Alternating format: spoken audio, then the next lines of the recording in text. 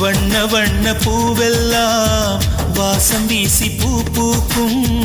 உன்னை போல ஒன்றுக்கும் வாசம் வீச தெரியாதே.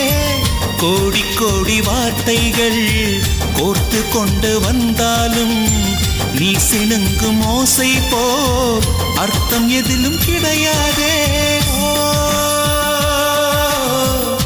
அழகே நீ வாய் பேச கீதம் என்பேனே, சங்கீதம் என்பேனே.